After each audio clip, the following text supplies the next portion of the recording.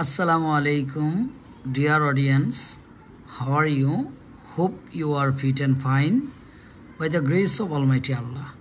Thank you for watching the video.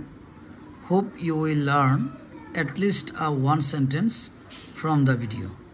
Let's get started the class. Causative verb. Causative verb মানে হচ্ছে প্রযোজক ক্রিয়া, নিজে না করে অন্যকে দিয়ে করানো। ইট মানে খাওয়া, ফিড মানে খাওয়ানো।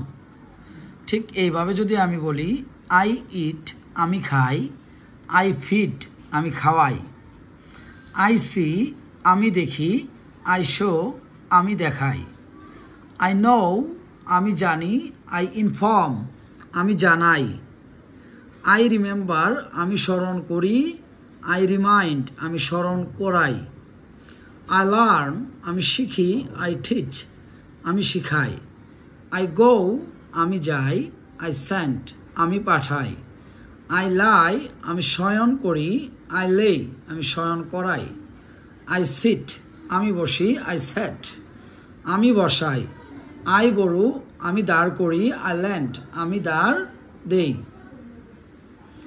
এখন আই আন্ডারস্ট্যান্ড আমি বুঝি, আমি বুঝাই, ইংরেজি সরাসরি নাই। আই আন্ডারস্ট্যান্ড আমি বুঝি, আমি বুঝাই এটা কিন্তু আর নাই। তখন আমাকে এই শব্দগুলো সাহায্য নিতে হবে। Make let help, have get, make let help, have get. এরপরে ব্যক্তি হোক আর বস্তু হোক, তারপরে আমরা ভার্ব ওয়ান দিতে পারবো। কিন্তু যদি আমরা হ্যাভ দিয়ে তৈরি করি, ব্যক্তি হলে ভার্ব ওয়ান, বস্তু হলে ভার্ব থ্রি। গেট দিয়ে তৈরি করলে ব্যক্তি হলে টু প্লাস ভার্ব ওয়ান, বস্তু হলে ভার্ব থ্রি। উদাহরণের মাধ্যমে ক্লিয়ার করা যাক।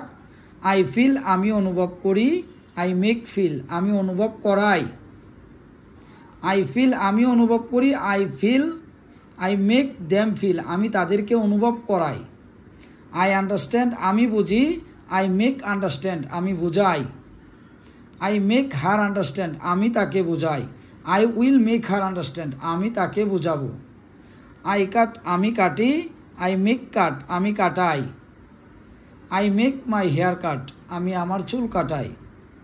Thank you for watching the video.